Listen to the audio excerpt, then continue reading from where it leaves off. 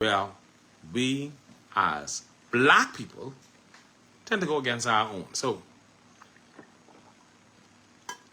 it ain't just about Sabas having people gambling. It's about the fact that Sabas doing it anyway because he's Sabas. And why the hell should he do it? And why should he be making this money? And why should he be support? No, because we don't want to support our own. You know, let me read something I saw in the chat, in the TMI chat. If you're in the TMI chat, you need to get in there. TMI, it's all alleged. If you want to get in the chat, send us a message at 242-473-8566, and we will respond. We'll add you. Just say, I don't give a foot. I want to be in the TMI WhatsApp chat. Send that message to 242-473-8566. You just miss a lot in the chat. But I saw this in the chat. It says, history and how Bahamians pretend to know it, then castigate people with half-baked truths. I guess some would say this is another half-baked testimony of history. I don't know Brent Bennett personally, save knowing him as being a politician who is the engine to almost every major charity in the Bahamas. Yes, Brent Bennett contributes to every charity.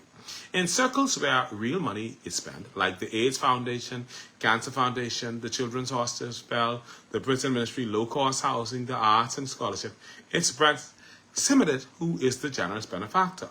Anyone who deals with charities knows who to hit up. His donations are in the millions. And of course, his donation value should be, as the man is rich, and he does delightfully spend his money in the Bahamas.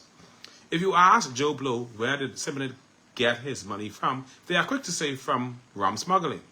They use the term as a term of disdain when they reference it. They would cite his father was a blockade runner during the American rum prohibition era. During the late 1920s and 30s, the entire Bahamas was in the rum trade, black and white Bahamians. In fact, Bimini blacks became mega millionaires during that time. Not sure what happened to the monies though. Bimini was known as the gateway to the rum line. A number of black Bahamians were able to purchase entire islands that their descendants still own to this day. Parliament endorsed the trade. They made laws to facilitate, in fact. It was rum running money that constructed the modern-day Bay Street. Rum running catapulted a backward one-horse town to start entertaining tourism in the 1940s. But Brent Simonette didn't get the bulk of his wealth from that. Simonette got his wealth from his mother, Lady Simonette, the Canadian lumber heiress. Her wealth dwarfed her husband's rum money. In this world, there are rich people and then there is wealthy people. So Roland Simonette was merely rich. The Bahamas was filled with black and white rich people. In fact, the Bahamas was known for having some of the wealthiest people in the world living on our shores. But Lady Simonette was wealthy.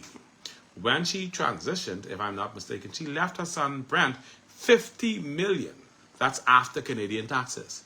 It was a big write-up in the local papers, just in case you are curious and want to Google. I won't mention what she left her other son, Craig, because Craig is a public and private person and not a politician. Why do rich people want to enter politics? Not sure, but our parliament is filled with millionaires.